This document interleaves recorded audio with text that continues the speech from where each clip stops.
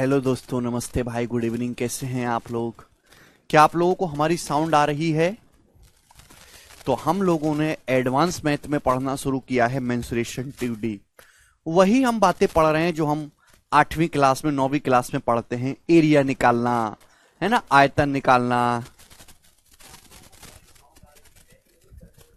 ठीक है भाई।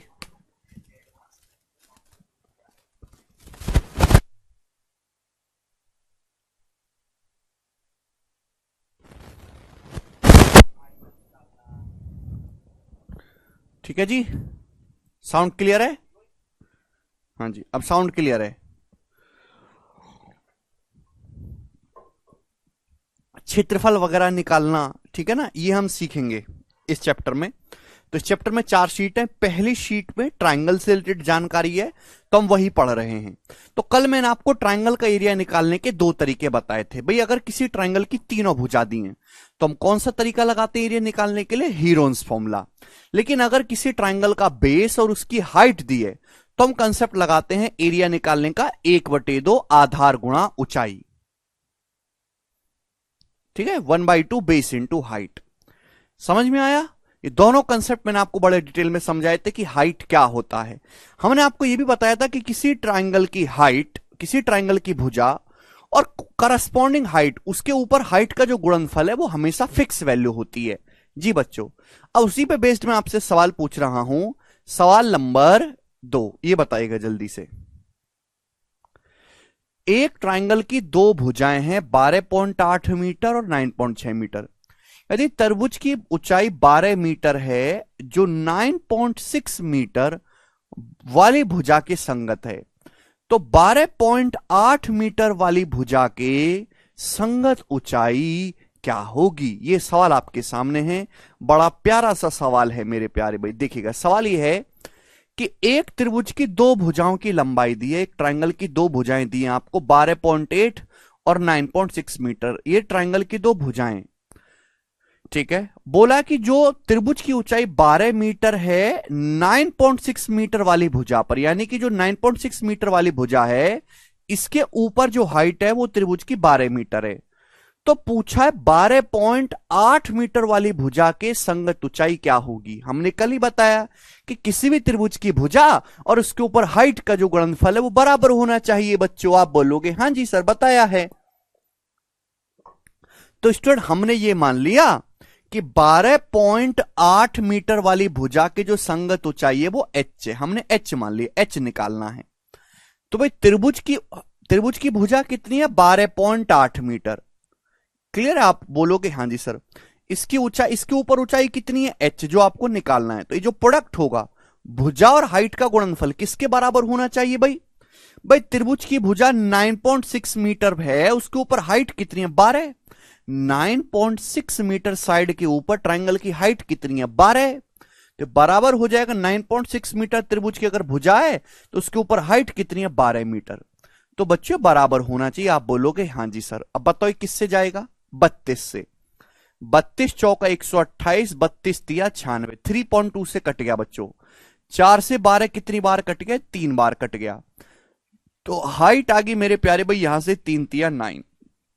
तो हाइट यहां से 9 मीटर आ गई और 9 ही सवाल का आंसर हो जाएगा बी ऑप्शन। तो बड़ा बेसिक सवाल है, इससे नीचे के सवाल की उम्मीद मत करो कि बनता है। कंपटीशन में तो बहुत दूर की बात है, जो हम बचपन में पढ़ाई करते हैं वहां भी इससे नीचे के सवाल नहीं बनते हैं।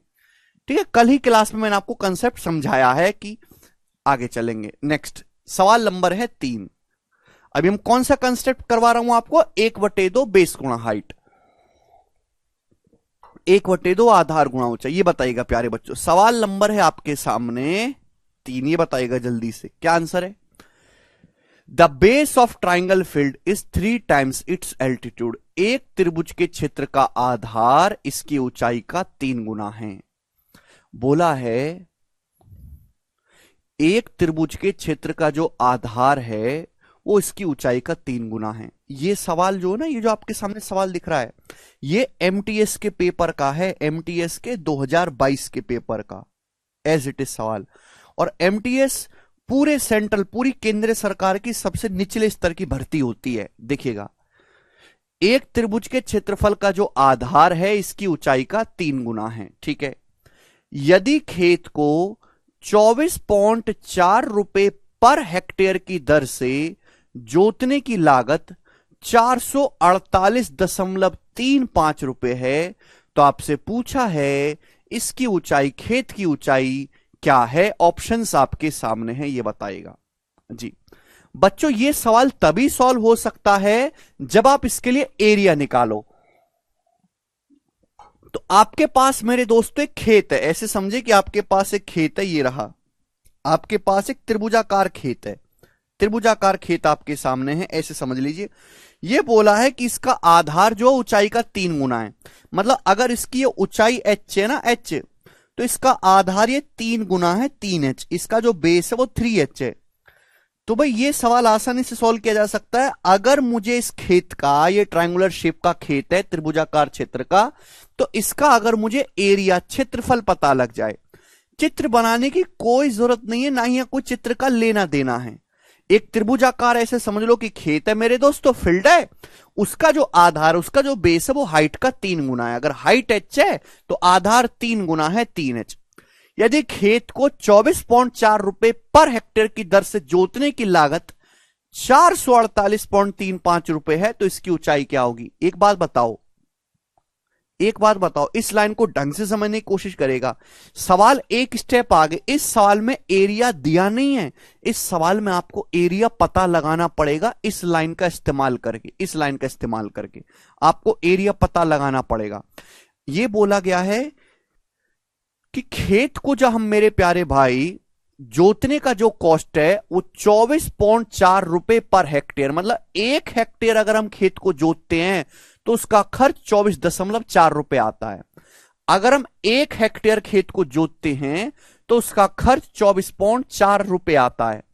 अगर पूरे खेत को जोतने का खर्च 448.35 रुपए है, तो भाई खेत का क्षेत्रफल होगा क्या। हेक्टेयर क्षेत्रफल को नापने का एक तरीका है। हेक्टेयर का मतलब होता है, मैंने आपको कल ही समझाया था, 1 हेक्टेयर होता है बच्चों 10,000 मीटर स्क्वायर, 10,000 मीटर स्क्वायर होता है। यानी कि 1 हेक्टेयर खेत को जोतने का खर्च है 24.4 रुपए। अगर पूरे खेत को जोतने का खर्च 448.35 रुपए आया है, तो उस खेत का एरिया कितना होगा। भाई टोटल खर्च आया है 448.35 रुपए। इसको डिवाइड कर देंगे, इसको भाग कर देंगे, किससे भाग करेंगे, 24.4 से इसको भाग कर देंगे 24.4 से। ये आपके खेत का एरिया आ गया हेक्टेयर, ये हेक्टेयर आ गया मेरे दोस्तों। समझ में आ गया कि नहीं। बता, इसमें किसी बच्चे को कोई डाउट है, इसमें किसी स्टूडेंट को कोई डाउट है, ये बताइएगा।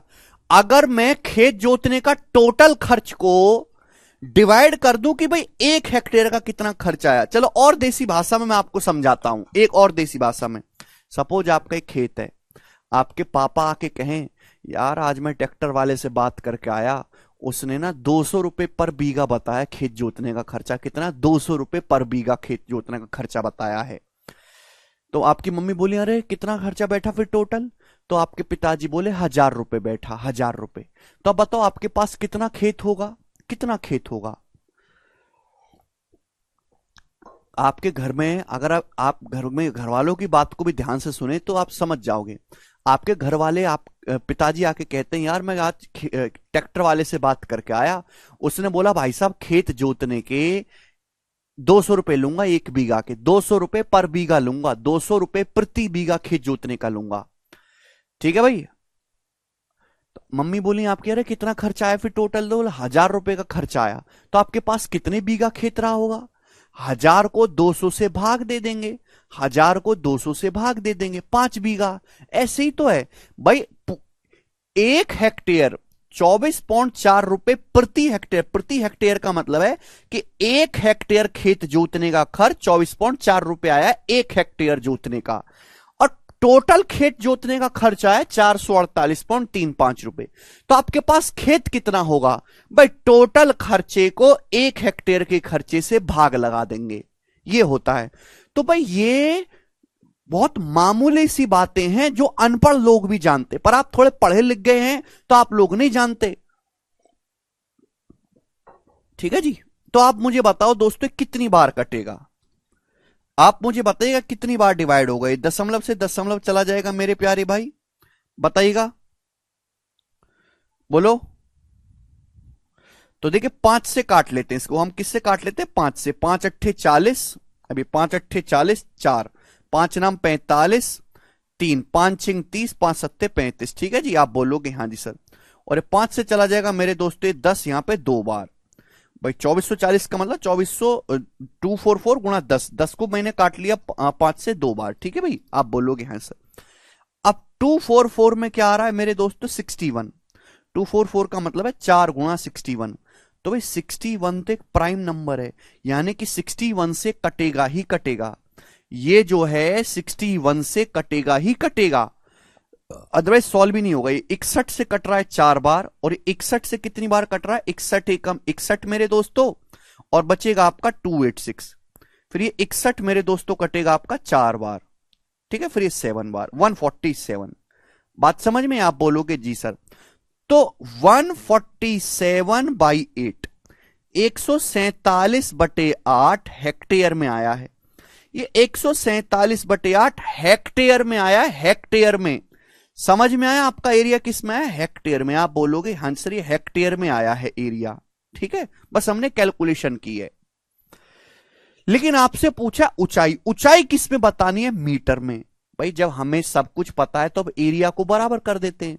भाई इसका जो ऊंचाई है उसका 3 गुना है आधार। तो किसी त्रिभुज का क्षेत्रफल क्या होता है, त्रिभुज का क्षेत्रफल होता है 1/2 बेस गुणा हाइट। बेस है 3h, बेस है 3h मेरे दोस्तों, और हाइट है h। आप बोलोगे हाँ जी सर बिल्कुल से बराबर है, किसके बराबर होगा।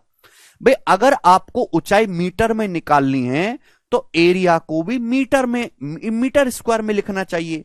एरिया है 147/8 हेक्टेयर, 147/8। अब हेक्टेयर को अगर मीटर में बदलना है तो 1 हेक्टेयर में कितने होते हैं, 10,000 मीटर स्क्वायर। तो इसको 10,000 से गुणा करनी पड़ेगी जिससे कि मीटर स्क्वायर में बदल जाए। किससे गुणा करनी पड़ेगी, 10,000 से। 10,000 मीटर स्क्वायर से इसको गुणा करनी पड़ेगी 10,000 से। अब ये एरिया मीटर स्क्वायर में आ गया, कैलकुलेशन करेंगे तो आपका सीधा आंसर अब मीटर में आएगा। आप बोलोगे हाँ जी सर बिल्कुल सही।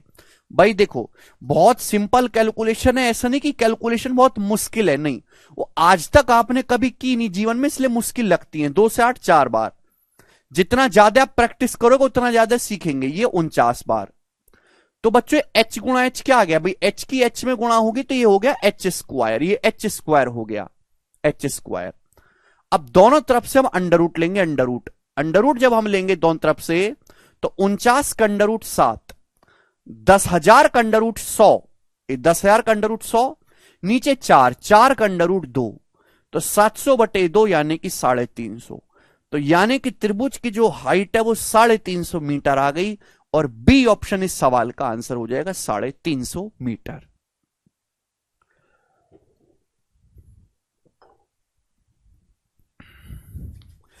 देखिए तो देखो ये दोनों मैंने आपको अभी तक जो 2 सवाल कराए इसी टाइप के सवाल है, टाइप चेंज नहीं हुआ है, लेकिन ये बहुत बेसिक 1 लाइनर है। इसमें एमटीएस का सवाल है लो एग्जाम का, लेकिन एक लेवल आगे पूछ लिया, आपकी मेहनत बढ़ा दी। क्या मेहनत बढ़ा दी भाई, एरिया आपको कैलकुलेट करना पड़ा। एरिया सीधा सीधा दे देता तो हम ये चीज ही करते, यहां पे एरिया पहले आपको निकालना पड़ा। तो ऐसे सवाल पेपर में आ जाते हैं, ठीक है। आप बोलोगे जी बहुत बढ़िया, आगे चलेंगे सर, नेक्स्ट क्वेश्चन की तरफ चलेगा। सवाल नंबर है आपके सामने यहां से 4।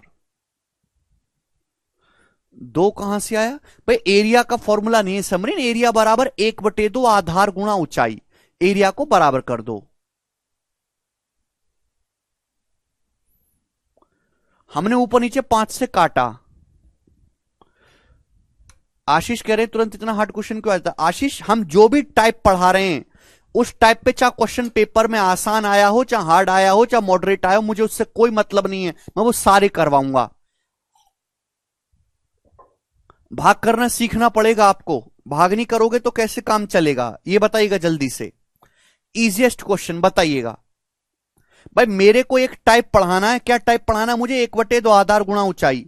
अब इस टाइप पे पेपर में इजी मॉडरेट डिफिकल्ट जो भी सवाल आ रहे हैं मैं एक ही साथ करवाऊंगा, आपको खुश करने के लिए ढूंढ ढूंढ के आसान नहीं करवाऊंगा, क्योंकि ये बैच प्री प्लस मेंस, इसमें प्री और मेंस का सवाल एक साथ चलेगा, एक साथ आसान और कठिन क्वेश्चन एक साथ पढ़ना पड़ेगा।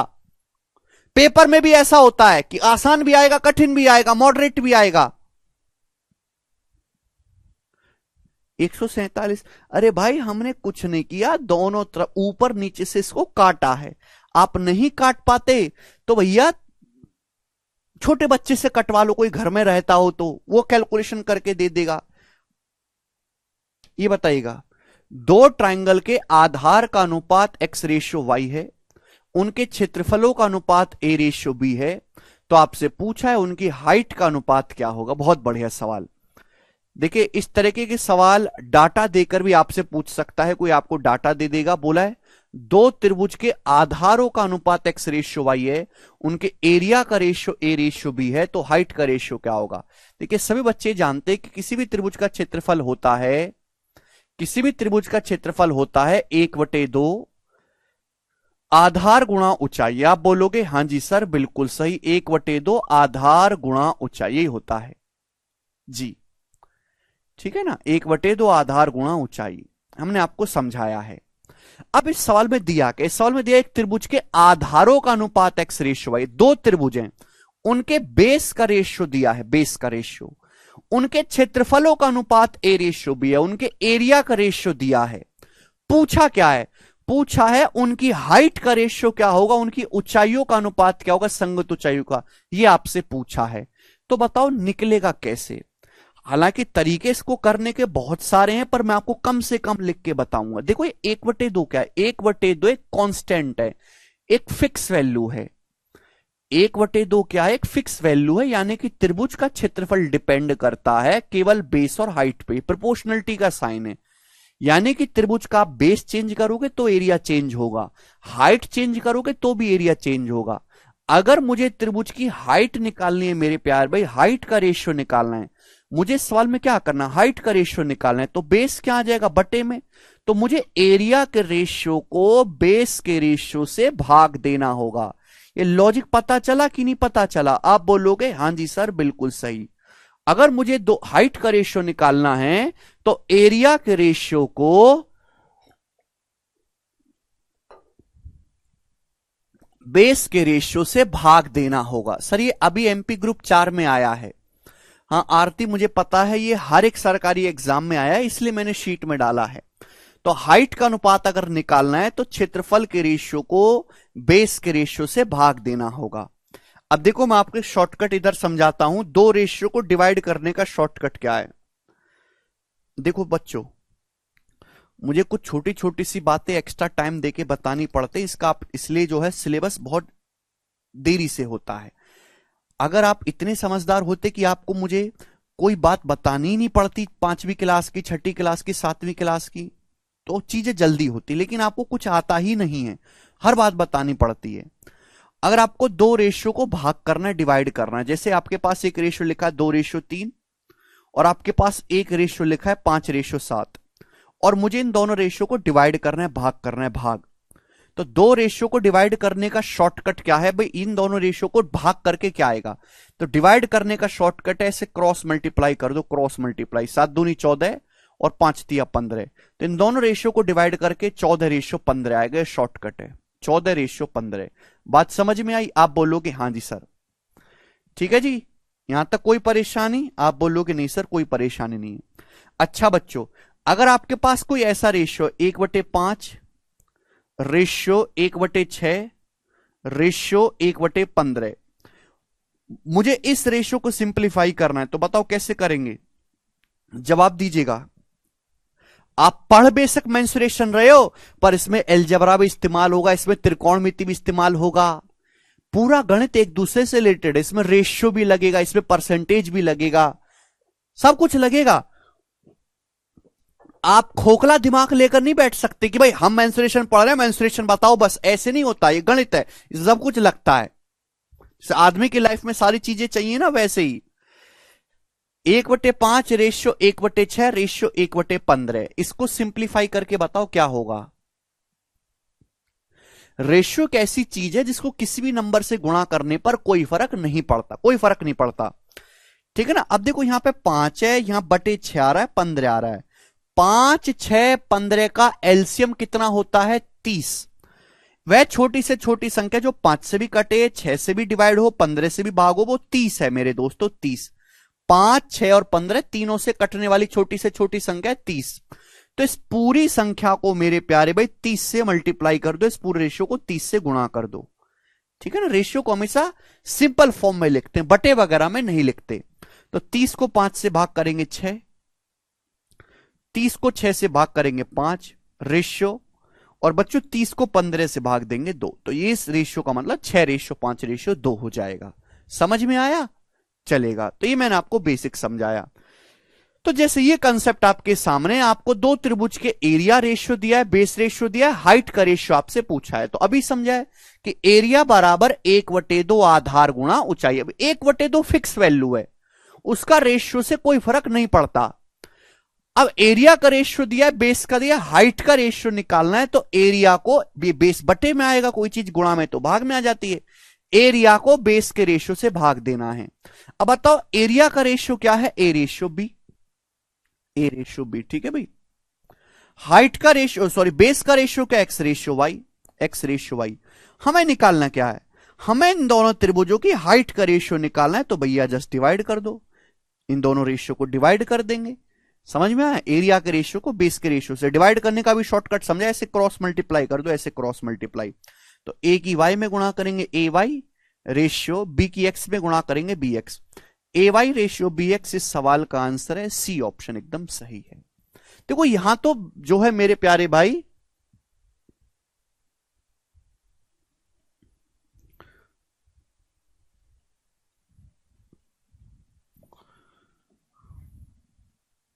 ये थोड़ा इसके ऑप्शन ना गलत है, ऐसे कर लेते हैं। ठीक है चलिए।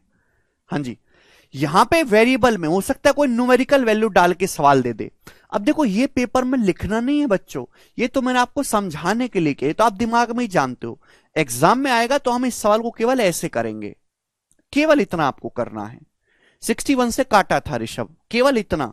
बाकी चीज मैंने आपको केवल समझाने के लिए लिखी है।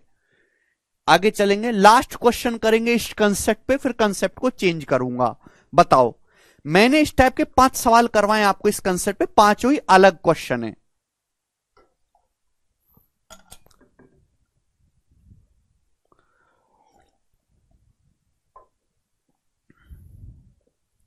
एक त्रिभुज के आधार की लंबाई इसकी ऊंचाई से 3 सेंटीमीटर कम है। एक त्रिभुज के आधार की लंबाई इसकी ऊंचाई से 3 सेंटीमीटर कम है। ठीक है। इसका क्षेत्रफल 104 सेंटीमीटर स्क्वायर है। त्रिभुज का क्षेत्रफल 104 है। तो आपसे पूछा है इसके आधार की लंबाई ज्ञात करें, इसके आधार की लंबाई ज्ञात करें। मेरे प्यारे भाई जवाब दीजिएगा बच्चों, इस सवाल का क्या आंसर है, कौन करके बताएगा।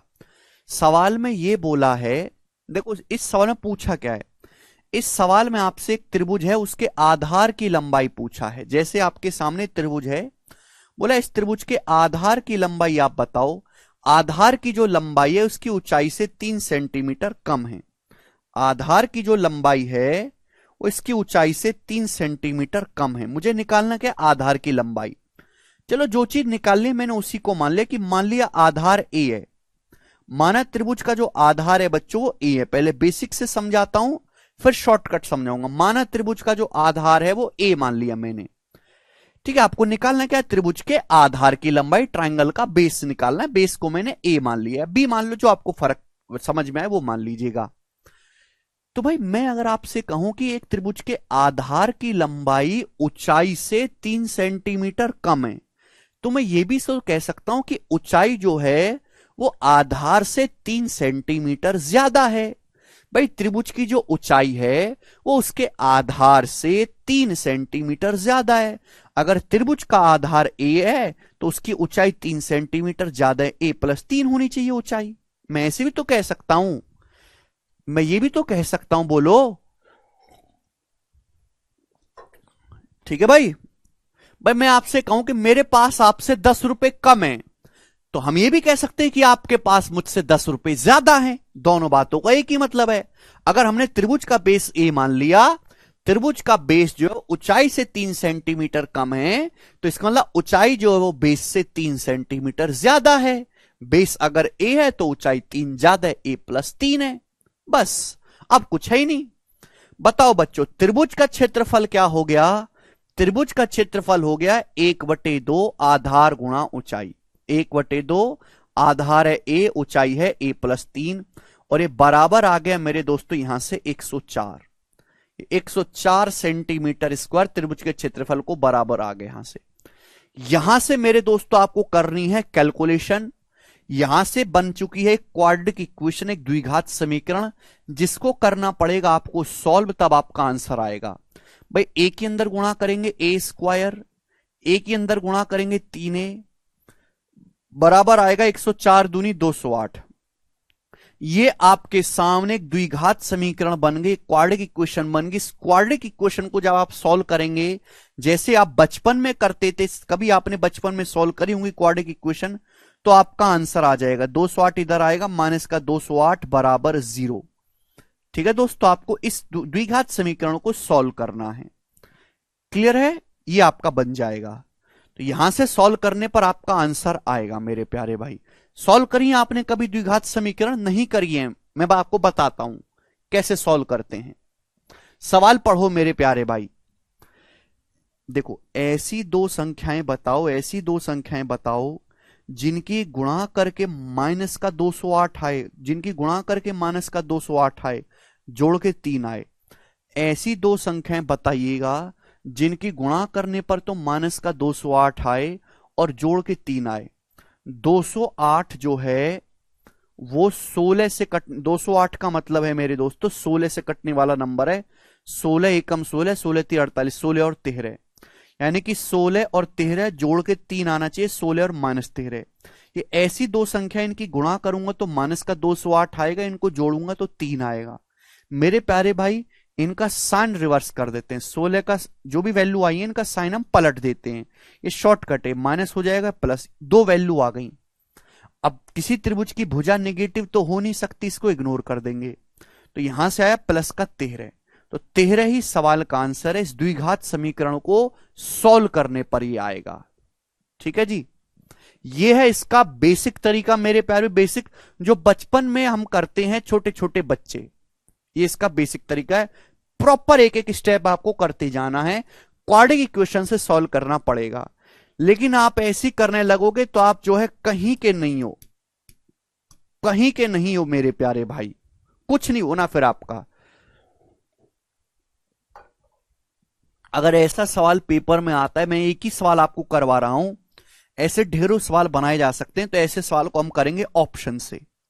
जो ऑप्शन इस सवाल को सेटिस्फाई कर जाएगा, जो ऑप्शन इसको संतुष्ट कर जाएगा, वही इसका एकदम करेक्ट आंसर होगा। जरा आप मुझे बताओ, सवाल में निकालना क्या है? त्रिभुज का आधार, त्रिभुज का क्षेत्रफल 104, 104 में 13 आता है, 13 8 104 चलेगा। अगर मैं पहला आंसर, जो ऑप्शन इसको संतुष्ट कर गया वही सही आंसर होगा। भाई आपसे पूछा है आधार, आधार में से 4 ऑप्शन है, ये को जो ऑप्शन सवाल की कहेगी शर्त को संतुष्ट करेगा वो उत्तर आ गया। अगर मैं पहला ऑप्शन सही मानता हूं कि माना त्रिभुज का आधार 13 है, माना त्रिभुज का बेस 13 है, तो एरिया होता है 1/2 बेस गुणा हाइट।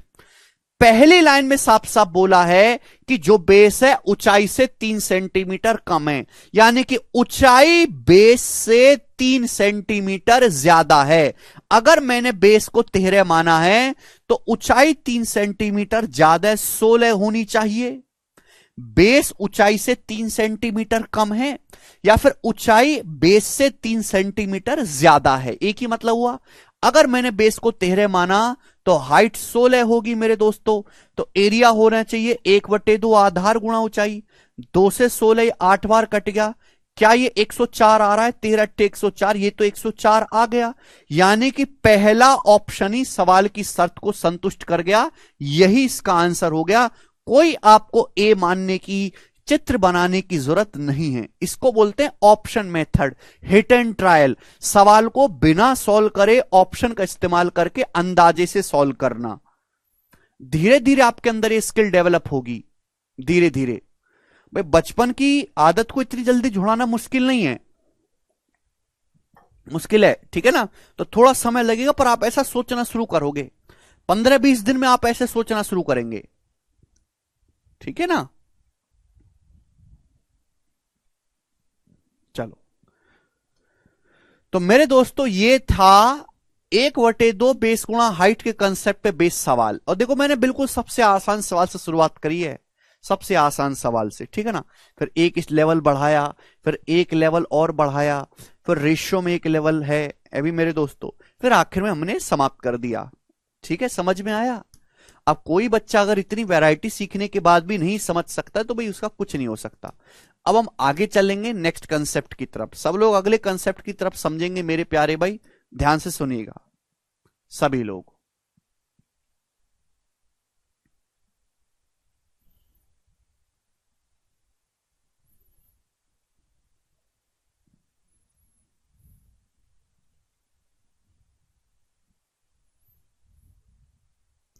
केशव,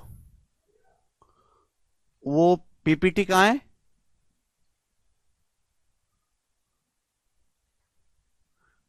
इसी में है क्या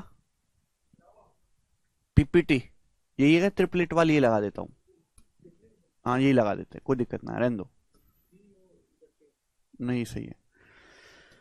चलिए बच्चों आगे चलते हैं नेक्स्ट कंसेप्ट की तरफ। नेक्स्ट कंसेप्ट देखो, ये कंसेप्ट जो है ये मेंसुरेशन में भी है, ये टेग्नोमेट्री में भी है, ये ज्योमेट्री में भी है।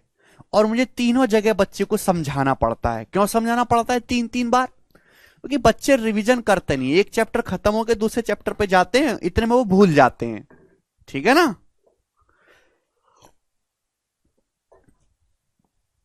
हाँ कंसेप्ट एक ही था अनु, 5 सवाल 5 तरह के थे, लेकिन सभी में एक ही कंसेप्ट है। आप ये करो कि मैं एक ही लैंग्वेज के 10 सवाल करवा दूं, उससे आपका कभी दिमाग विकसित ही नहीं होगा। मुझे आपके सोचने का दायरा बढ़ाना है। सोचने का दायरा तभी बढ़ेगा जब आप एक कंसेप्ट पे अलग अलग लैंग्वेज के सवाल प्रैक्टिस करोगे। सवालों का कोई अंत नहीं है, सवाल कितने भी कर लो कोई अंत नहीं है, और ना ही बहुत सारे सवाल करने से कोई फायदा है। फायदा तभी है जब आपके सोचने की स्किल डेवलप हो, और स्किल तभी डेवलप होगी जब आप एक कंसेप्ट पे अलग अलग लैंग्वेज के सवाल करेंगे। कैलकुलेशन वाले भी, इजी वाले भी, मॉडरेट वाले भी, प्रीवियस ईयर भी, नए भी, ठीक है ना।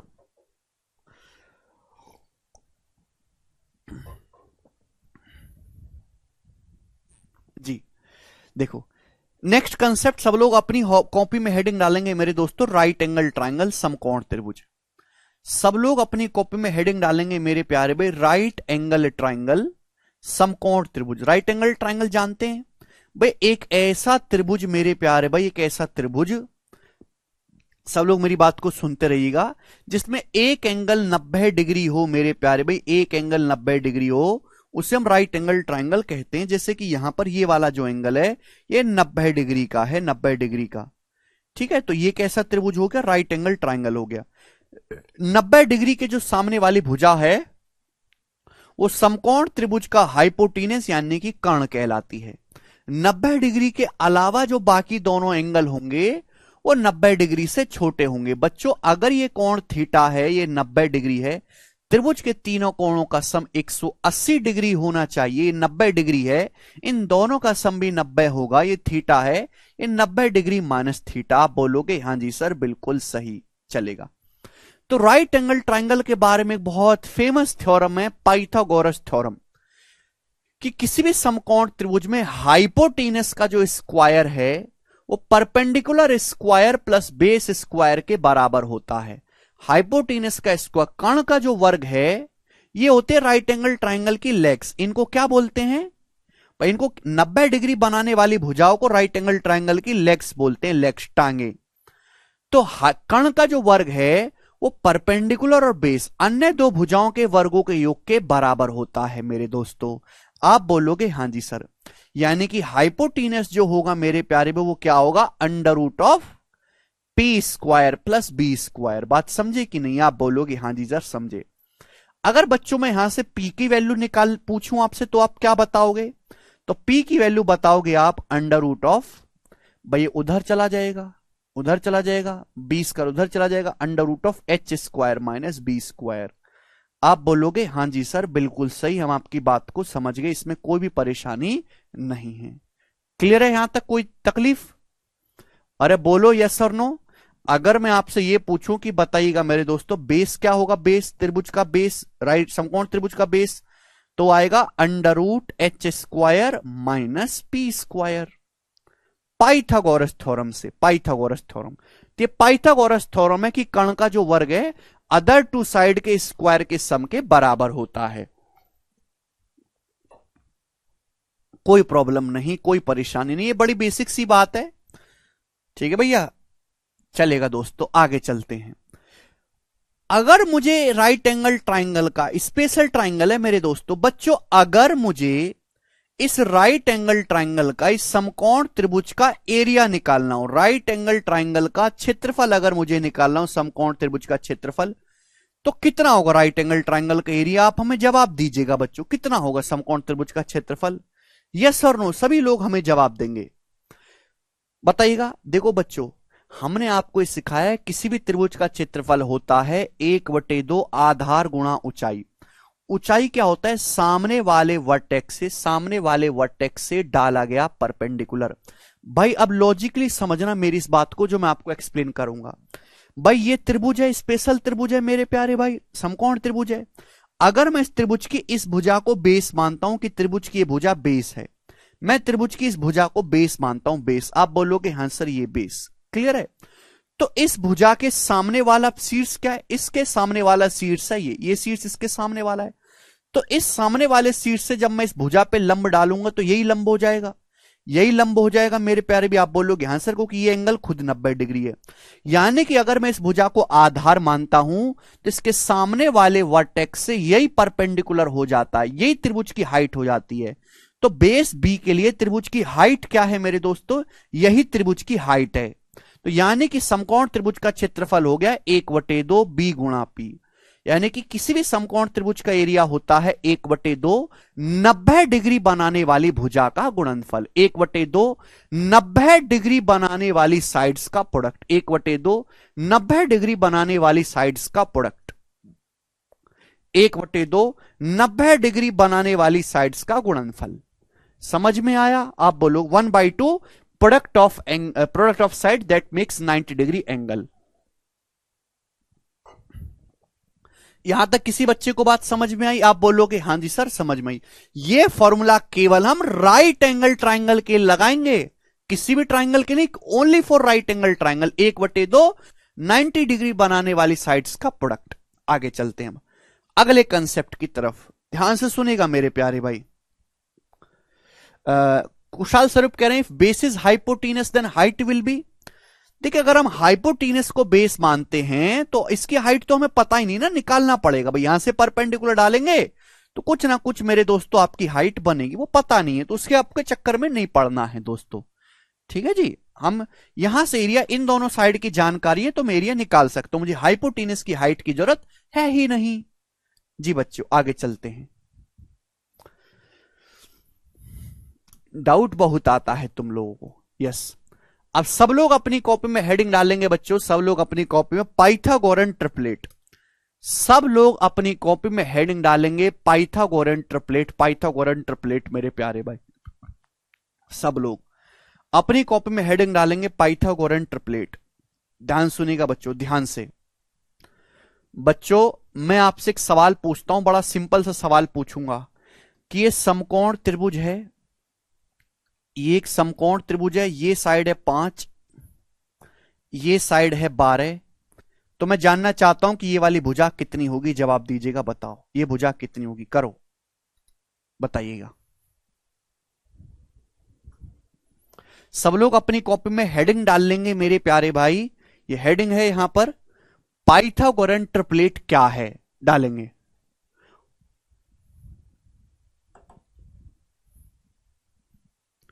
डालिए कॉपी में।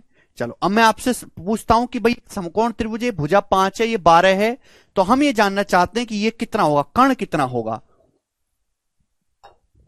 जी।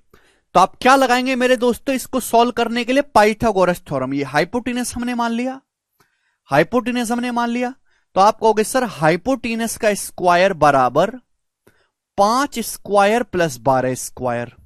ये हो गया मेरे दोस्तों 5 स्क्वायर प्लस 12 स्क्वायर। फिर मेरे दोस्तों 5 का स्क्वायर 25 प्लस 12 का स्क्वायर मेरे प्यारे भी 144, और 25 प्लस 144 हो गया 169। अंडर रूट लेंगे तो हाइपोटेनस का वैल्यू आ गया 13, 169 का अंडर रूट 13। तो पाइथागोरस लगाने पर मुझे इसकी वैल्यू कितनी पता चल गई मेरे दोस्तों, 13। यानी कि मेरे प्यारे भाई ये हमने सॉल्व किया पाइथागोरस थ्योरम का इस्तेमाल करके।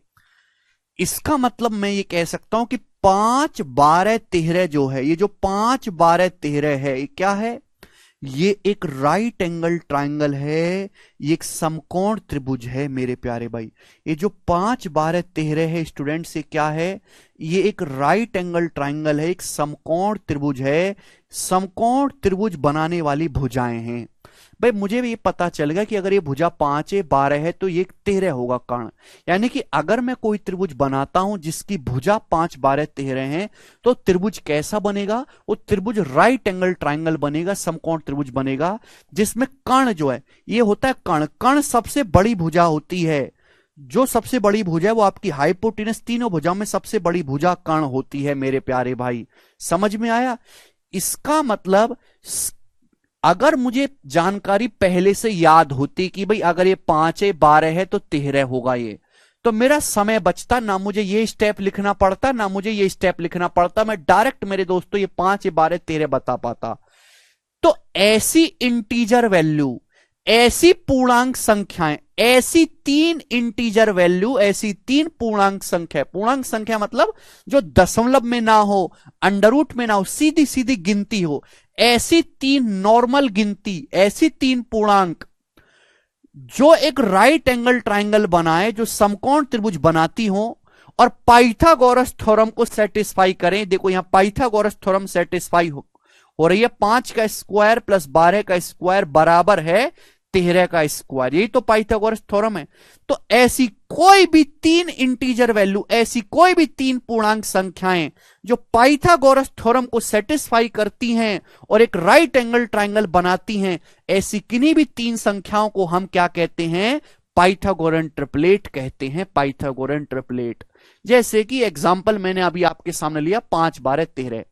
तो पाइथागोरन ट्रिपलेट जो है पॉजिटिव इंटीजर्स एबीसी का एक ऐसा सेट है जो इस नियम को ए स्क्वायर प्लस बी स्क्वायर बराबर सी स्क्वायर, इस नियम को संतुष्ट करता है और एक राइट एंगल ट्राइंगल बनाता है। 3 संख्याओं का एक ऐसा त्रिक, 3 संख्याओं का एक ऐसा ट्रिपलेट जो इंटीजर संख्याएं हो और पाइथागोरस थ्योरम को सेटिस्फाई, संतुष्ट करती हो और एक समकोण त्रिभुज बनाती हो, उसे ही हम पाइथागोरन ट्रिपलेट कहते हैं। एग्जाम्पल के लिए आपके सामने एक और लिखा है 3 4 5, ये 90 डिग्री है। जैसी आपके दिमाग में आए कि सर ये साइड 3 है 4 है, तो आप तुरंत कहेंगे कि सर ये 5 है। सबसे बड़ी भुजा मेरे दोस्तों क्या होगी, यहां पर 5 होगी।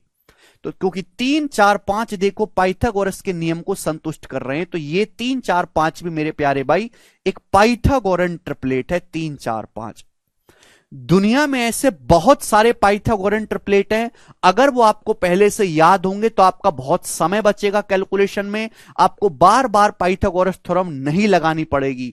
तो अगली स्लाइड में मैं कुछ ऐसे ही पाइथागोरन ट्रिपलेट लिख रहा हूं, इनको अपनी कॉपी में लिख लो और इनको धीरे धीरे याद करने की कोशिश करो। आपको बैठ के तोते की तरह याद करने की जरूरत नहीं है दोस्तों, मैं आपको इतने सारे सवाल प्रैक्टिस करवाऊंगा कि आपको अपने आप याद हो जाएंगे जी। ये केवल और केवल इनको आप पाइथागोरस थ्योरम का इस्तेमाल करके निकाल सकते हो, लेकिन अगर आपको ये पहले से याद होंगे तो आपका कैलकुलेशन में बहुत ज्यादा समय बचेगा जी। जैसे भाई ऐसी 3 संख्याएं जो पाइथागोरस थ्योरम को संतुष्ट करती हो, इंटीजर वैल्यू हो और राइट एंगल ट्राइंगल समकोण त्रिभुज बनाती हो, पाइथागोरस ट्रिपलेट कहलाती हैं। सबसे पहला है 3 4 5। इनमें जो सबसे बड़ी भुजा है 5 12 13, सबसे बड़ी भुजा 13, ये हाइपोटिनस होगा। उसके बाद अगला 7 24 25, 25 सबसे बड़ी भुजा, ये हाइपोटिनस होगा। फिर 8 15 17, उसके बाद 9 40 41, 9 40 41, फिर उसके बाद 11 60 61, 61 11 60 61, 61 कर्ण है। उसके बाद 12 35 37, 37 आ गया, 12 35 37। उसके बाद 13 84 85, 13 84 85। उसके बाद आगे आ गया बच्चों 16 63 65, 16 63 65, ठीक है बच्चों। इसके बाद अगला आ गया 20 21 29, 20 21 29, आप बोलोगे हाँ जी सर। उसके बाद 28 45 53, आजकल ये बहुत फेमस है। देखो बच्चों, अगर आप आज से 5 साल पहले तैयारी करते ना, 5 साल पहले अगर आप आज से तैयारी कर रहे होते तो केवल जो है मेरे दोस्तों आपको इतना ही याद करना पड़ता, इतने में ही आपका काम होता। ये मैं सिखाता ही नहीं, कोई भी टीचर नहीं बताता। लेकिन जैसे जैसे समय बीतता जाता है भाई, हर साल एग्जामिनर को, अब जैसे आपका पेपर चल रहा है सीजीएल का, 40 शिफ्ट में पेपर होगा, हर शिफ्ट में 25 सवाल आने, 1000 क्वेश्चन। 1000 क्वेश्चन में से 100 क्वेश्चन तो नए बनाएगा। 100 क्वेश्चन भी नए बनना कोई मामूली बात नहीं है। तो उसमें क्या होगा, एग्जामिनर को सिलेबस का दायरा बढ़ाना पड़ेगा। जैसे जैसे समय बीतता जा रहा है, मैं ये नहीं कह रहा कि चीजें कठिन हो गई हैं, बस वो और लेंदी होती जा रही हैं, और आपको ज्यादा डाटा याद करना होगा, और ज्यादा एक्सपेंड हो गई हैं चीजें, ठीक है जी। इसके बाद 28 45 53 भी पाइथागोरन ट्रिपलेट है। 33 56 65 भी पाइथागोरन ट्रिपलेट है। 36 77 85 पाइथागोरन ट्रिपलेट है। 39 80 89 भी समकोण त्रिभुज बनाते हैं। इसके बाद एक और आपको ध्यान रखना है, 48 55 73, 48 55 73, 48 55 73, 48 55 73, आप बोलोगे हाँ जी सर। और सबसे लास्ट में एक और है 20 99 101। आपको बैठ के तोते की तरह रटने की जरूरत नहीं, मैं आपको इतने सवाल प्रैक्टिस कराऊंगा पूरी ट्रिग्नोमेट्री, ज्योमेट्री और अलजेब्रा में कि ये आपको अपने आप याद हो जाएंगे। 20 99 101। अगर आप गौर करोगे तो जितने भी यहां पे ट्रिपलेट लिखे हुए हैं सब 2 अंकों के हैं, सिवाय इसको छोड़ के, ये अकेला है। तो आपका देखिए 3 अंकों के ट्रिपलेट याद करने की कोई जरूरत नहीं है, कि एग्जामिनर इतना दुष्ट नहीं है, इतना जो है निर्दयी नहीं है कि वो आपसे 3 अंकों के ट्रिपलेट पे सवाल पूछे। केवल 2 अंकों के छोटे छोटे सवाल आपके पेपर में पूछे जाते हैं, तो इन्हीं से आपका काम चल जाएगा। पाइथागोरन ट्रिपलेट वो ऐसी वैल्यू हैं जो एक समकोण त्रिभुज बनाती हैं और पाइथागोरस थ्योरम के नियम को सेटिस्फाई करती हैं। इनको आपको याद करने से बहुत ज्यादा समय बचेगा, ठीक है जी। अब जैसे मैं आपसे बड़ा बेसिक सा सवाल पूछ लेता हूं स्टूडेंट, मैं आपसे बड़ा बेसिक सा सवाल पूछ लेता हूं।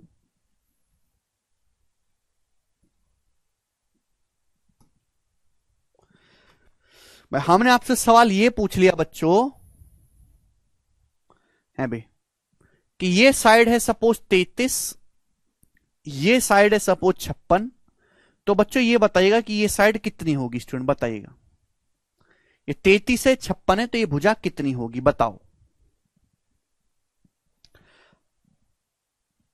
अरे हाँ, एक रह गया, 65 72 97, एक रह गया बेटा, 65 72 97, ठीक है ना। आप थोड़ा गलत टाइम पे पैदा हुए हो, कि कंपटीशन बहुत बढ़ चुका है। अब जैसे 5 साल बाद क्या होगा, आजकल एआई का जमाना है ना, एआई का जमाना है आज। 5 साल में, अगले 5 साल में एआई इतना एडवांस हो जाएगा कि आदमियों की जरूरत ही नहीं है काम करवाने की। ये जो इनकम टैक्स डिपार्टमेंट में लड़के लग रहे हैं, ये जो इनकम टैक्स इंस्पेक्टर बने हुए हैं, जरूरत ही नहीं है। एक एआई का सॉफ्टवेयर आएगा, अपने आप इनकम टैक्स जो है भर जाया करेगा, जमा हो जाया करेगा। वो एआई का सॉफ्टवेयर अपने आप ही चेक कर लेगा किसने सही भरा, किसने गलत भरा है। 100 आदमियों का काम एक ही आदमी कर देगा बस।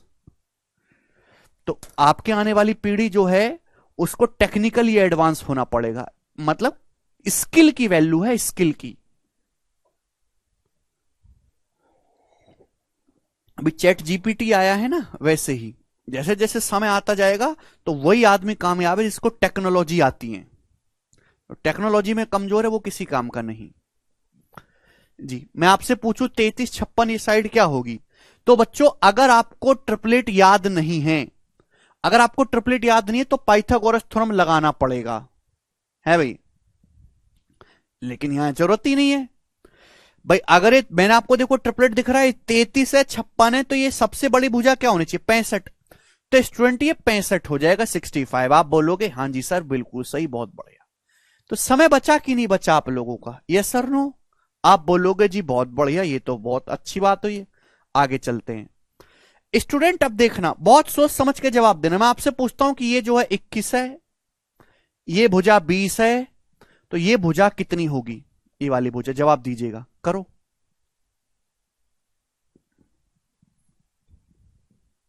ये भुजा कितनी होगी?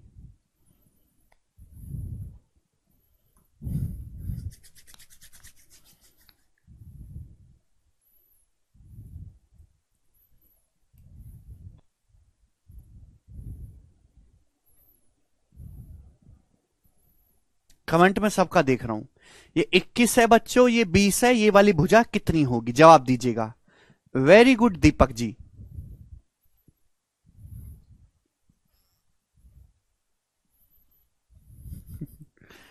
आ, 90% वाला किस सवाल का आंसर बता रहे हैं 29, 90%, 29 इस सवाल का आंसर बता रहे हैं। सारा कमेंट 29 से भर गया है। जो भी 29 बता रहे हैं वो खड़े खड़े मुर्गा बन जाएं अपनी जगह। अरे मूर्खो, शायद तुमने मेरी बात गौर से नहीं सुनी। समकोण त्रिभुज में 3 भुजाएं होती हैं और 3 भुजाओं में 90 डिग्री के सामने वाली जो भुजा होती है वो कहलाती है कर्ण, हाइपोटेनस। और हाइपोटेनस समकोण त्रिभुज की सबसे बड़ी भुजा होती है। 21-20 की शक्ल देख के आपने समझा कि भाई तीसरी भुजा बची है 29, इसको 29 मार्क कर देते हैं 29। अरे पागलो, ऐसा कैसे हो सकता है कि भैया कर्ण छोटा हो और टांग बड़ी हो रही हो? ऐसा कैसे हो सकता है? ऐसा कैसे हो सकता है कि कर्ण छोटा है 21 और उसकी लेग बड़ी हो रही है 29? नहीं भाई, ये तो तब चलता कहानी तो तब चलती कि जब ये 21 होती तब आपका कर्ण 29 होगा। अरे हमेशा कर्ण होगा, ये हाइपोटेनस, इसकी पोजीशन फिक्स है। इन दोनों की पोजीशन आपस में बदल सकती है, हाइपोटेनस तो फिक्स है ना 29। तो ये 29 नहीं है मेरे प्यारे भाई, यहां पे कर्ण 21 बनाया गया है, ये भुजा 20 है। मैं आपसे पूछ रहा हूं ये तो जरूरी नहीं कि हर ट्रायंगल जो आपको दिया गया वो ट्रिपलेट ही हो। जरूरी नहीं कि कोई भी आपको दिया हुआ ट्रायंगल है ट्रिपलेट हो, नहीं।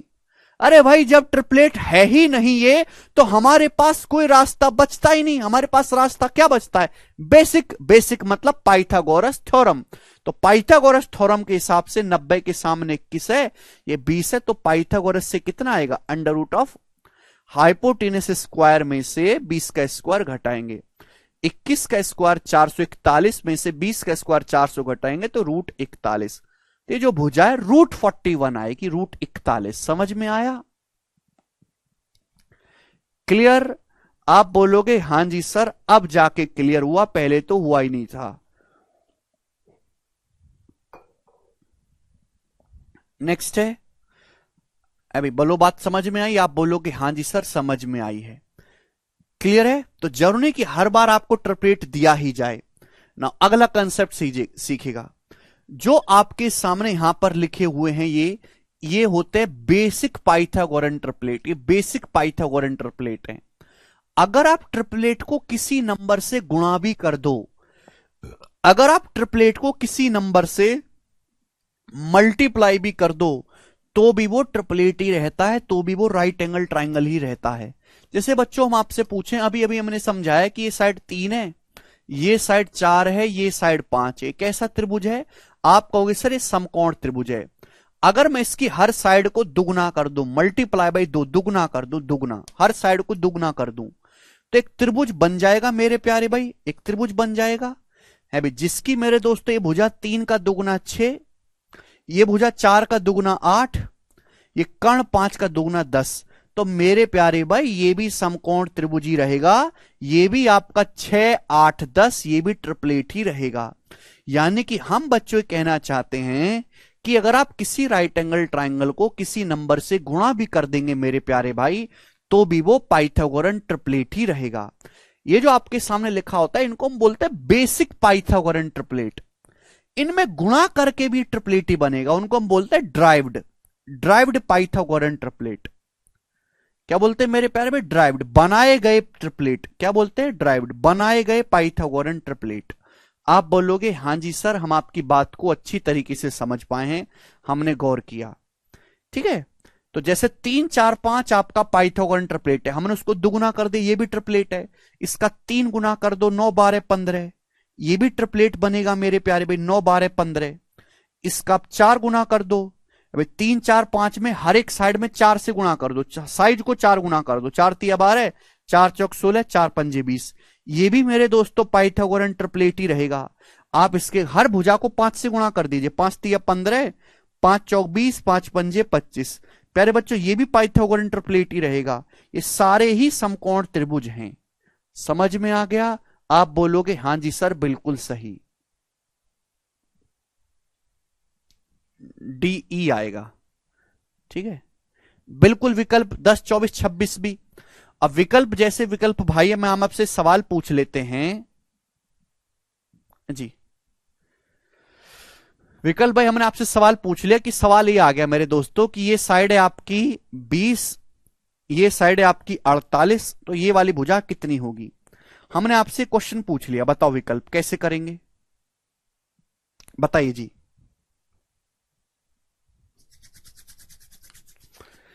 कितनी होगी बच्चों ये भुजा?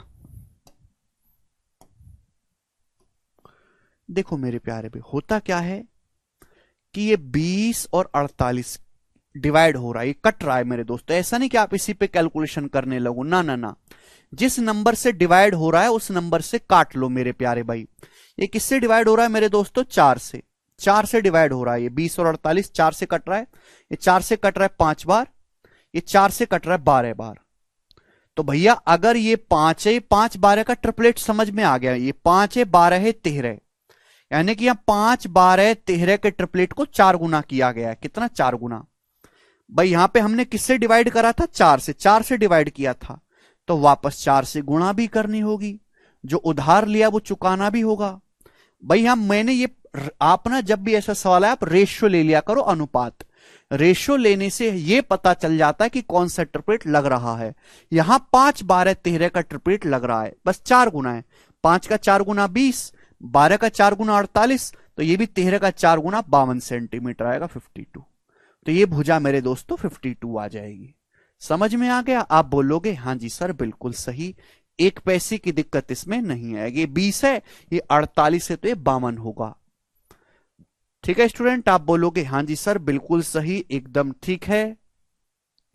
अब हम आपसे ये पूछते हैं मेरे दोस्तों कि ये है 11.1, 11.1 और ये है मेरे दोस्तों 10.5। तो हमें जानना चाहते हैं कि ये भुजा कितनी होगी। ये भुजा राइट एंगल ट्राइंगल है, ये 11.1 है, ये 10.5 है, तो ये भुजा कितनी होगी हम आपसे जानना चाहते हैं, बताओ।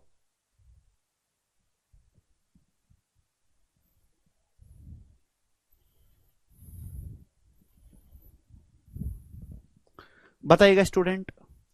तो अगर ऐसा कुछ आता है प्यारे भाई, तो आपको परेशान नहीं होना है, ठीक है ना। आप ना इनका अनुपात ले लिया करो, अनुपात भी 111 और 10.5 किससे कट रहा है? ये 3 से कट रहा है, 3 से। दशमलव भी लगा हुआ है, 0.3 से डिवाइड हो रहा है, 0.3 से। 3 से 111 कट रहा है 37 बार, 105 कट रहा है मेरे दोस्तों 35 बार। तो रेशियो देके हमें पता लग जाता है कि भाई ये किस नंबर से डिवाइड हो रहा है। 3 से कट रहा है, तो भैया हमने यहां पे 3 से इसको काट लिया। क्लियर है? तो भैया ये 37 है 35 है, तो ये कितना होना चाहिए? 12। 12 35 37 यहां पे ट्रिपलेट है, 12 35 37। ठीक है ना। अगर हाइपोटेनस 37 है, 35 है, तो ये तीसरी भुजा क्या होगी? 12। अब हमने 0.3 से डिवाइड करा था, तो 0.3 से मेरे दोस्तों हमें वापस गुणा करना पड़ेगा, तो ये 3.6 होगी साइड, 3.6। ये 3.6, ये 10.5, ये 11.1। 3.6, ये 10.5, ये 11.1। अगर ये 10.5 है 11.1 है, तो ये क्या होगी? 3.6 होगी। समझ में आया? आप बोलोगे हां जी सर, बिल्कुल सही। मुझे लगता है कि आप कर पाओगे इस बात को। मैं आपसे एक बेसिक सा जो है और पूछता हूं, ध्यान सुनिएगा मेरे प्यारे भाई। ये है 90 √7, ये 56√7, ये बताइए कितना होगा मेरे दोस्तों, ये भुजा कितनी होगी बताइएगा।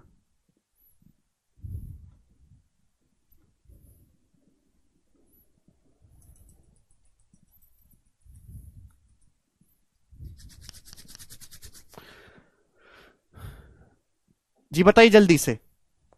तो स्टूडेंट आपको यह सोचना है कि भाई √7 की गुणा यहां भी है, √7 की गुणा यहां भी है, तो यहां भी √7 से तो गुणा होनी है भाई। √7 की गुणा यहां भी है, √7 की गुणा यहां भी है, तो √7 की गुणा तो यहां होनी है, ये तो होना ही होना है मेरे प्यारे भाई। बस मैं 56 और 90 पे ध्यान दूंगा। 56 90 किससे कट रहा है? 2 से। ये 2 से 48 बार, ये कितने मेरे दोस्तों? 45 बार, सॉरी 28 बार, ये 28 बार, ये 45 बार, तो ये 53 हो गया। 28 45 53 ट्रिपलेट लग गया 53।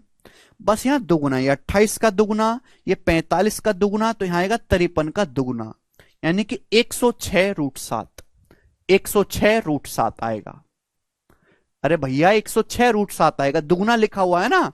28 45 53 का दुगुना है, 28 का दुगुना 45 का दुगुना 53 का दुगुना,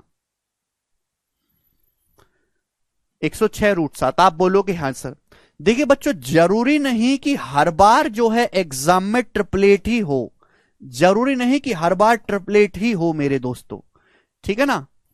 अब जैसे आपके सामने मेरे प्यारे भाई ये सवाल आ गया कि ये मेरे दोस्तों साइड है ये आपकी 45 और ये वाली भुजा है मेरे दोस्तों आपकी 30। तो हम ये जानना चाहते हैं कि ये कितना होगा, बताओ ये कितना होगा, बताइए जल्दी से कितना होगा बताइएगा।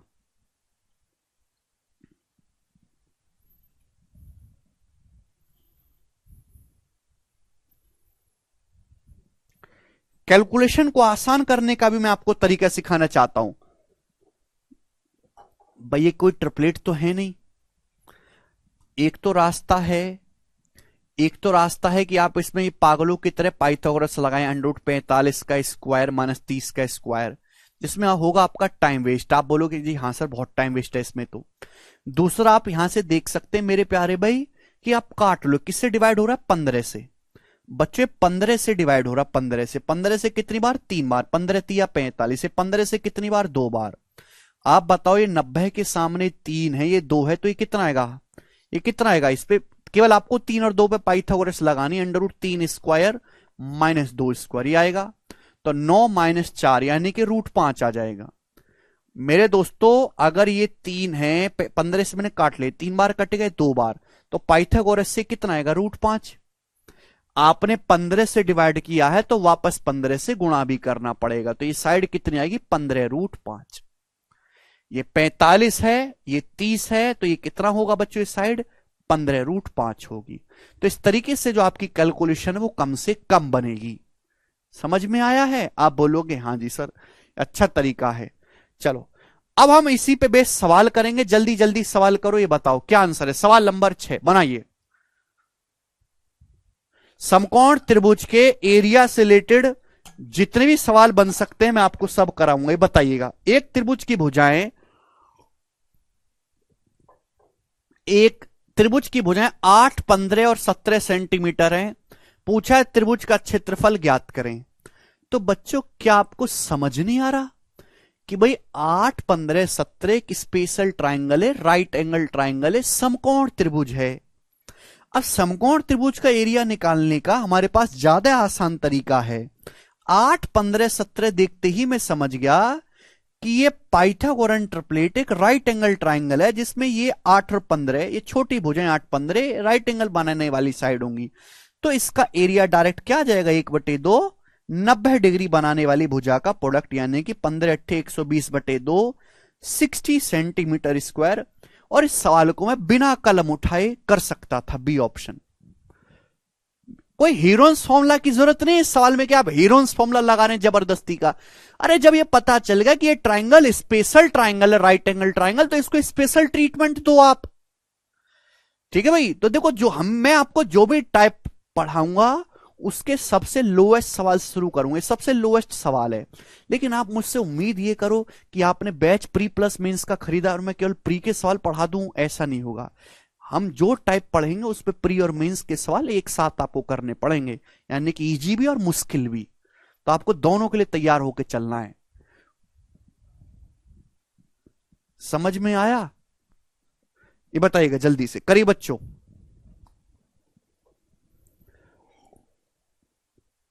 अरे 17 कर्ण है भाई एरिया निकालने के लिए। 90 डिग्री बनाने वाली भुजा का बेस किससे, अरे किससे भी बेस मान दो भाई। ये बेस है तो ये हाइट है, ये हाइट है तो ये बेस है। अगर मैं इसको बेस मानता हूं ये, तो सामने वाले वर्टेक्स से परपेंडिकुलर ये हाइट हो गई। क्या फर्क पड़ता है? मैं इसको बेस मानता हूं तो सामने वाला वर्टेक्स से ये हाइट हो गई। राइट एंगल ट्रायंगल का एरिया 1/2। 90 डिग्री बनाने वाली भुजा यही होंगी। तो 90 डिग्री बनाने वाली भुजा नहीं है, कर्ण है। 90 डिग्री बनाने वाली भुजाओं की गुणा।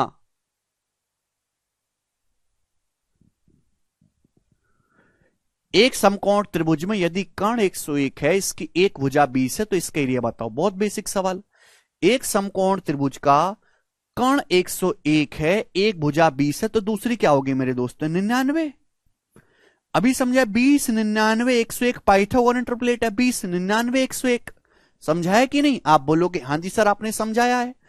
तो समकोण ये कर्ण है, तो ये 90 डिग्री बनाने वाली भुजाएं 20 और 99। एरिया क्या होगा? 1/2। 90 डिग्री बनाने वाली भुजाओं की गुणा। अब जिसको याद है कंसेप्ट वही कर पाएगा। 2 से 20 10 बार, 10 गुणा 99 यानी कि 990। सवाल का आंसर हो जाएगा डी ऑप्शन। सभी बच्चों ने कर दिया। 1.5 सेकंड का सवाल है मात्र, 1.5 सेकंड से ज्यादा इसमें नहीं लगेगा। आगे चलेंगे, बताएंगे बच्चों। करो।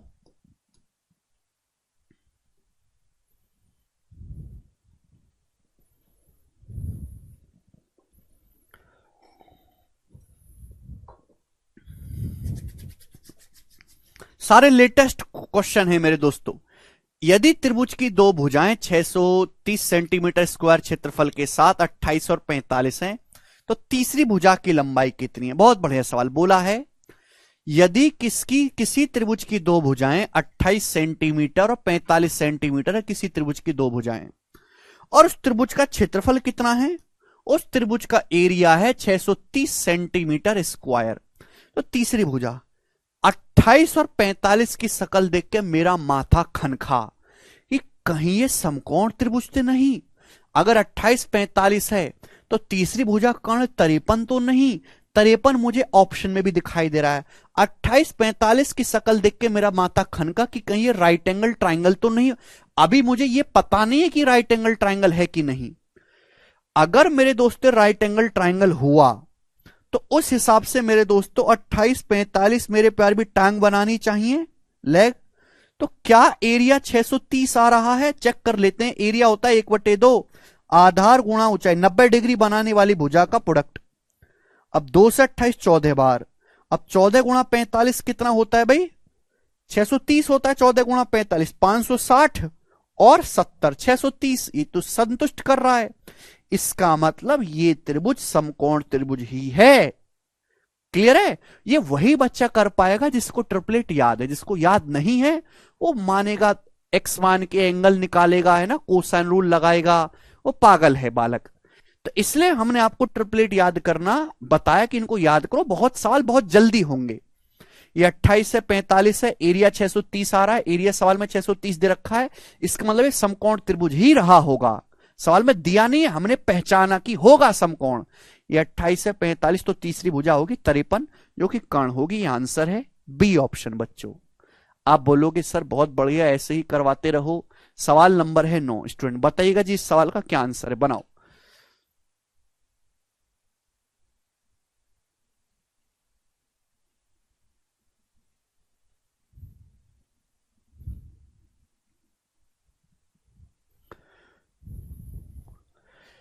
जी बच्चों, बोला है एक समकोण त्रिभुज का परिमाप 120 सेंटीमीटर है। एक समकोण त्रिभुज का परिमाप 120 सेंटीमीटर है। इसकी दो लंबवत भुजाएं, इसकी दो परपेंडिकुलर साइड 5:12 के रेशियो में है। 5:12 के रेशियो में। तो आपसे पूछा है त्रिभुज का एरिया बताओ, त्रिभुज का क्षेत्रफल कितना होगा वर्ग सेंटीमीटर में आपको बताना है। बताइएगा। बहुत प्यारा सवाल है, बेस्ट तरीके से मैं इसको बताऊंगा।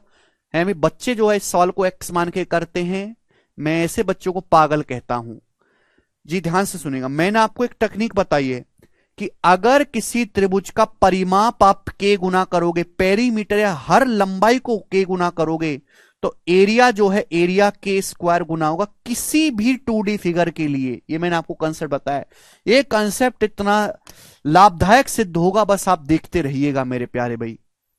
एक समकोण त्रिभुज का परिमाप 120 सेंटीमीटर, इसकी दो लंबवत भुजाएं 5/12 के रेशियो में।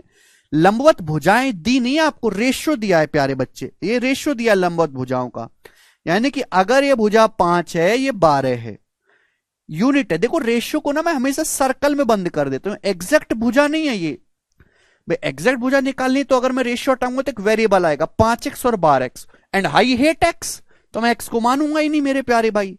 तो ये भुजाओं का अनुपात है, किसी समकोण त्रिभुज की दो लंबवत भुजाओं का अनुपात 5/12 है, ठीक है ना। तो हमने रेशियो को एक सर्कल में बंद कर देते हैं। बच्चों अगर ये 5 है 12 है तो ये कितना होगा 13, ठीक है भाई।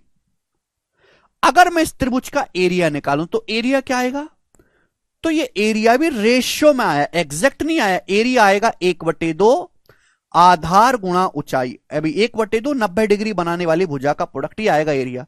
ये एरिया भी एग्जैक्ट नहीं आया, रेशियो में आया है। बोला है समकोण त्रिभुज का परिमाप 120 है। परिमाप होता है तीनों भुजाओं का योग। तीनों भुजाओं का योग क्या है, 5 12 17, 17 और 13 30, तीनों को जोड़ेंगे 5 12 17 और 13 30, तो पेरीमीटर है 30 यूनिट। और इस पेरीमीटर 30 यूनिट की वैल्यू सवाल में 120 सेंटीमीटर दी है। पेरीमीटर कितना दिया है, 30 यूनिट के लिए 120 सेंटीमीटर, यानी कि 4 गुना, यानी कि पेरीमीटर 4 गुना है। पेरीमीटर नापते हैं सेंटीमीटर में, एरिया नापते हैं सेंटीमीटर स्क्वायर में। पेरीमीटर नापते हैं सेंटीमीटर में, एरिया नापते हैं सेंटीमीटर स्क्वायर में। पेरीमीटर 4 गुना है, यानी कि लेंथ मल्टीपल 4 है। अगर मैं यहां से लेंथ निकालूं तो ये लेंथ, अगर मैं आपसे पूछूं ये लेंथ कितनी होगी, 4 गुना 20 होगी। ये लेंथ कितनी होगी, 4 गुना 48 सेंटीमीटर होगी। कितनी होगी, 4 गुना 52 सेंटीमीटर होगी। लेंथ की जरूरत नहीं है अभी, पेरीमीटर 4 गुना है। पेरीमीटर नापते सेंटीमीटर में, इसको हम बोलते हैं लेंथ मल्टीपल, यानी कि हर लेंथ 4 गुना है। तो एरिया कितने गुना होगा, एरिया जो है आपका 4 का स्क्वायर, एरिया 4 का स्क्वायर 16 गुना होना चाहिए। तो एरिया 16 गुना होगा मेरे प्यारे भाई, डायरेक्ट 16 गुना, ठीक है भाई। 2 8 16, तो 12 पंजे 60, 60 की 8 में गुणा करेंगे 480, 480 सवाल का आंसर है सीधा। लेंथ अगर पेरीमीटर 4 गुना हो रही है तो एरिया 4 का स्क्वायर 16 गुना आपको करना है, तो मल्टीप्लाई बाई 16। त्रिभुज की भुजा निकालने की आपको कोई जरूरत नहीं है, ठीक है। ऑप्शन से भी ये सवाल हो जाएगा। इस सवाल में इतना कुछ भी करने की आपको जरूरत नहीं है मेरे प्यारे भाई, ऑप्शन से भी कर सकते हैं मेरे प्यारे भाई।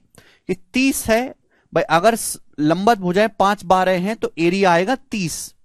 30 का मल्टीपल चेक करेंगे, वो एक ही ऑप्शन है डी, ठीक है। ऐसे भी हो जाएगा। अगला सवाल, ठीक है। तो जैसे जैसे देखो, अगर मैं आपको कोई टाइप समझा रहा हूं तो जैसे जैसे हम उसमें आगे बढ़ेंगे तो लेवल बढ़ेगा। आप ये उम्मीद मान के चलो कि मच्छर जैसे सवाल मैं आपको एक टाइप के 10 करा दूं तो उम्मीद हमसे ना रखें। समाप्त हो गया जी टाइप, 4 ही क्वेश्चन बनते हैं इसमें, इजी है। आगे चलेंगे, अब नेक्स्ट वैरायटी की तरफ ही बनाएंगे स्टूडेंट। नेक्स्ट वैरायटी आप लोगों के सामने, सभी बच्चे जवाब देंगे इसका क्या आंसर है, बनाओ। 30 से 120 कितने गुना होता है, हर 4 गुना नहीं होता, 30 चौका 120। कल का लेक्चर देखो दिशांत। अगला वेराइट, अगला जो है मेरे दोस्तों क्वेश्चन आपके सामने, नेक्स्ट टाइप बड़े प्यार से समझिएगा। बोला है किसी त्रिभुज की भुजाओं का अनुपात 1/3 रेशियो 1/5 रेशियो 1/4 है और इस त्रिभुज का परिमाप 141 सेंटीमीटर है। तो इसकी सबसे बड़ी भुजा की लंबाई और सबसे छोटी भुजा की लंबाई के बीच अंतर ज्ञात करें। यह सवाल है आपके सामने, बनाओ। एक त्रिभुज की भुजाओं का जो रेशियो है वो सवाल में दे रखा है। परिमाप क्या होता है, त्रिभुज की तीनों भुजाओं का योग परिमाप होता है। देखो अभी मैंने समझा कि रेशियो को ऐसे नहीं लिखते, सिंपल फॉर्म में लिखते हैं। तो अगर मैं इसको सिंप्लीफाइड फॉर्म में लिखना चाहूं, बटे में नहीं होना चाहिए, तो 3 5 4 का एलसीएम क्या होता है 60, 3, 5 और 4 तीनों से कटने वाली संख्या 60 है। रेशियो को 60 से गुणा कर दो। रेशियो को किसी नंबर से गुणा करने पर कोई फर्क नहीं पड़ता, बराबर ही रहता है। 60 को 3 से भाग करेंगे 20, 60 को 5 से भाग करेंगे मेरे दोस्तों 12, और 60 को 4 से भाग करेंगे 15। 60/4 15। ये त्रिभुज की तीनों भुजाओं का अनुपात आ गया। तो परिमाप क्या होगा भैया? परिमाप होगा 20, 12 32, 32 और 15 47। 47 यूनिट होगा भाई। रेशियो के हिसाब से परिमाप है 47। जोड़ देंगे तीनों को, 12, 15, 27 और 20 47। तीनों भुजाओं को जोड़ने पर 47 परिमाप आया। परिमाप है कितना? 141 सेंटीमीटर सवाल में। तो आप बताइए कितने गुना है परिमाप? 47 से 141 कितने गुना है? 3 गुना है। भाग करेंगे भाई, एक यूनिट की वैल्यू कितने? 141/47। 47 से 141 3 बार कट गया, 3 गुना है। तो आपसे पूछा है, आपसे यहां पर पूछा है सबसे बड़ी भुजा सबसे छोटी भुजा के बीच का अंतर। ऐसा नहीं कि हम सबसे बड़ी भुजा निकालें फिर सबसे छोटी भुजा निकालें फिर अंतर निकालें, नहीं। सबसे बड़ी भुजा ये होगी 20, सबसे छोटी भुजा ये होगी 12। ये सबसे बड़ी सबसे छोटी है, बीच की है 15। इन दोनों का अंतर आएगा 8 यूनिट। इन दोनों का अंतर आएगा 8 यूनिट। आप बोलोगे हां जी सर 8। 47 की वैल्यू सवाल में 141 सेंटीमीटर दे रखे, 3 गुना।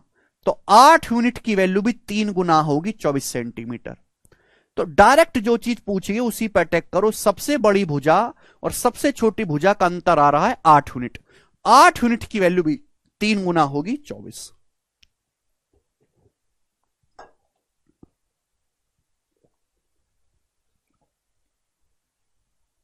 अरे बोलो।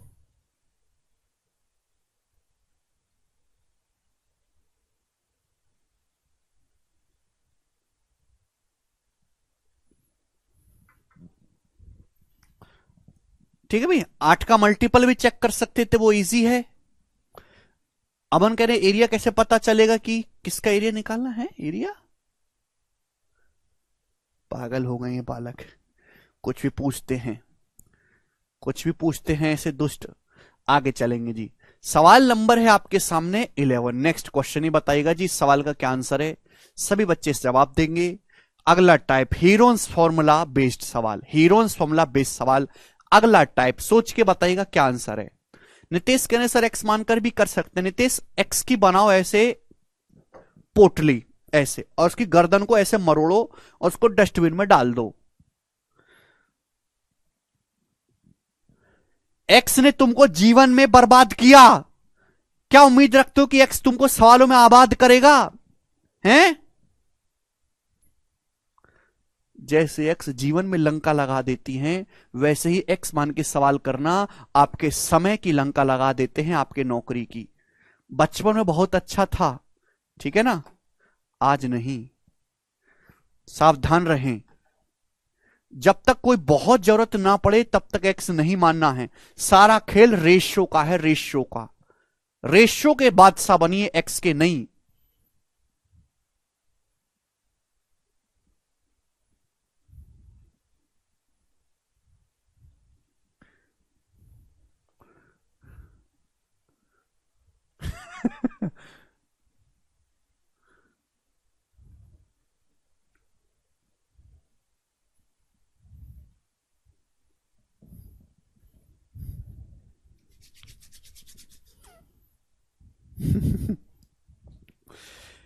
उस त्रिभुज का क्षेत्रफल ज्ञात करिए जिसकी भुजाएं 10, 12 और 18 सेंटीमीटर है। हमने क्या सिखाया? अगर किसी त्रिभुज की तीनों भुजाओं की लंबाई दे रखी है तो उसका एरिया निकालने के लिए हम हीरोन्स फॉर्मूला इस्तेमाल करते हैं। एरिया निकालने के हीरोन्स फॉर्मूला। अगला टाइप आ गया, तीसरा टाइप है बच्चों, तीसरा टाइप, ठीक है ना। अब त्रिभुज की तीनों भुजाएं दे रखी हैं तो भैया एरिया निकालने के लिए हीरोन्स फॉर्मूला बताया था, उसके लिए चाहिए सेमी पेरीमीटर। सेमी पेरीमीटर होता है तीनों साइड को जोड़ के आधा कर दो। 10 + 12 + 18/2, 12 + 18 30, 30 और 10 40, 40/2 20। सेमी पेरीमीटर 20 आ गया। तो डेल्टा, अरे तुम में से पबजी कौन खेलता है? डेल्टा बराबर √S। ये 20 हो गया, 20 - 10, S - 20 - 10 10। Into S minus B, 20 minus 12 8 into S minus C, 20 minus 18 2। आप बोलोगे हाँ जी सर बिल्कुल सही, कोई प्रॉब्लम नहीं है। तो बच्चों ये हो गया 8 दूनी 16, 16 का अंडर रूट ले लेंगे 4, ये हो गया 20 दुसाम 200, 20 दुसाम 200, 200 का अंडर रूट, भाई 200 का मतलब होता है 100 दूनी, भाई जो परफेक्ट स्क्वायर नंबर है उसी का तो अंडर रूट आएगा।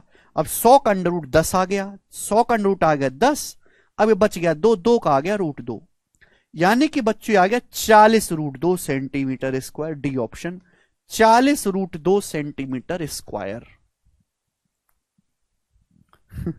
आगे इजी था ना। तो देखो जो भी टाइप पढ़ाएंगे उसमें सबसे लो क्वालिटी का सवाल लेंगे और ऊपर लेवल तक जाएंगे जहां तक आपके घुटने हिलने लगे वहां तक। ये बताइएगा जल्दी से बनाइएगा। सवाल का सोर्स क्या है? ये सवाल है बच्चों सीपीओ के पेपर में आया है 2022 में। बनाइएगा, बहुत प्यारा सवाल है ये, हमने यूट्यूब पे भी करवाया। बनाओ।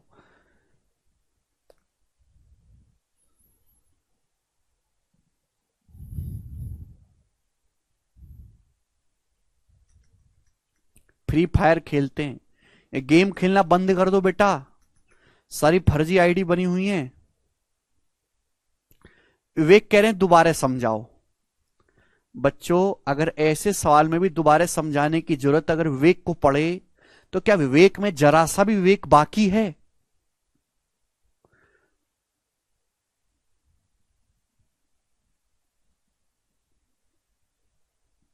इनकी पीडीएफ आपको नोट्स वाले सेक्शन में मिलेगी।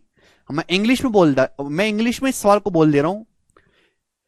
इन triangle P Q R the difference between its semi perimeter and its side are 18, 17 and 25 centimetre. Find the area of triangle. बोला है difference between semi perimeter and its side, difference between semi perimeter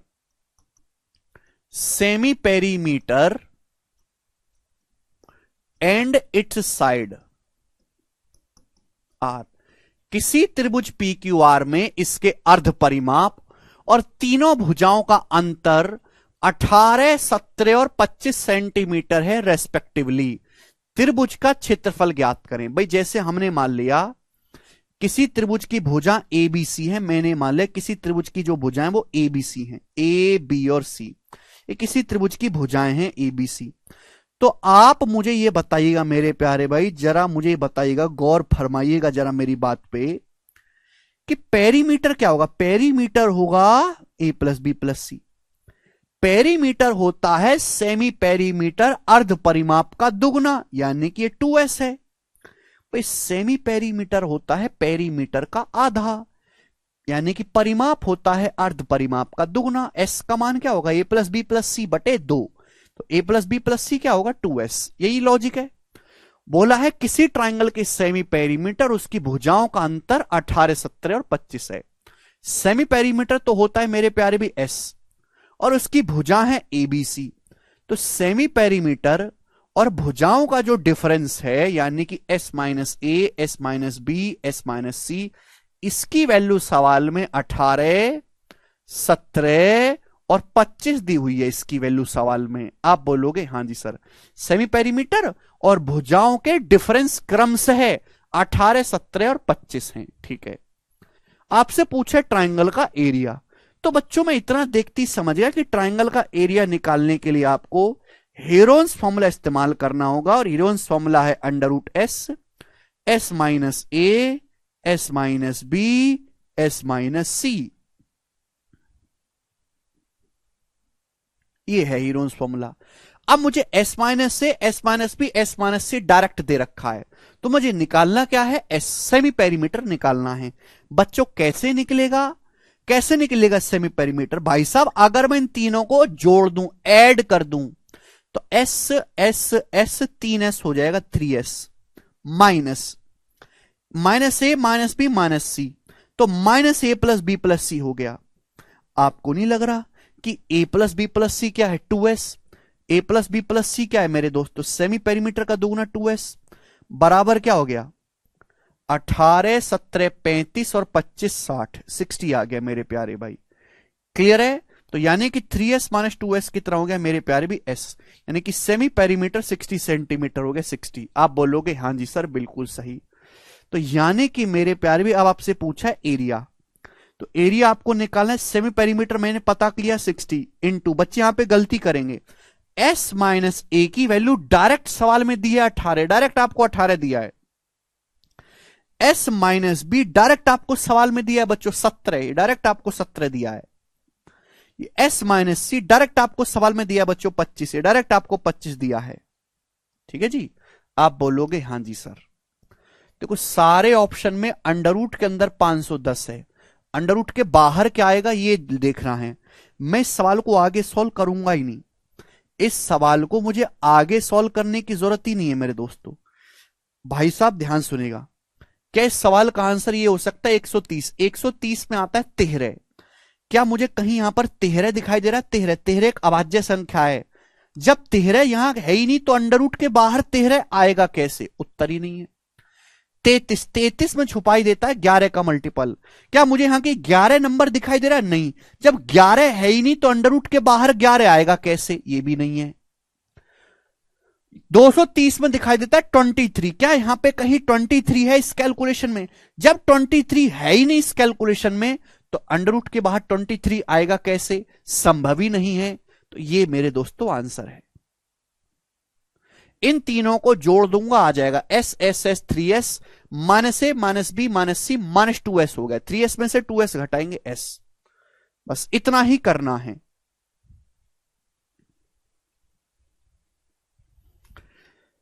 calculation करने की यहां पर कोई जरूरत है ही नहीं, ऑप्शन से किया करो कैलकुलेशन भी। करना चाहोगे तो देखो 25, 25 का अंडर रूट 5 आएगा, 5। 18, 18 में मेरे दोस्तों 9 छुपा होता है, 9 का अंडर रूट 3 आ जाएगा, तो यहां से बचा 2। 2 गुणा 60 मेरे दोस्तों क्या आएगा मेरे प्यारे भाई? 2 गुणा 60 120। 120 में 4 छुपा होता है, 4 परफेक्ट स्क्वायर है तो 4 का अंडर रूट 2 आ जाएगा, बचा 30, 30 बचा और 17, 30 और 17 बचा, 30 गुणा 17 510, तो आ गया 30, 5 दिया 15 दूनी 30 अंडर रूट 510। ये कैलकुलेशन हो गई, पर जरूरत है ही नहीं सवाल को करने की। बहुत अच्छी लैंग्वेज का सवाल है। अरे भाई ये मैंने आपको बताया है कि त्रिभुज का पेरीमीटर होता है ये परिमाप तीनों भुजाओं का योग। पेरीमीटर का आधा आप कर दोगे, इसे हम बोलते हैं सेमी पेरीमीटर, अर्ध। अरे अर्ध शब्द समझ में नहीं आता, अर्ध का मतलब आधा, परिमाप का आधा, अर्ध परिमाप। तो अगर मैं यहां 2 बटे में इधर ले जाऊंगा तो गुणा हो जाएगी, तो a plus B plus C क्या आ गया? 2s।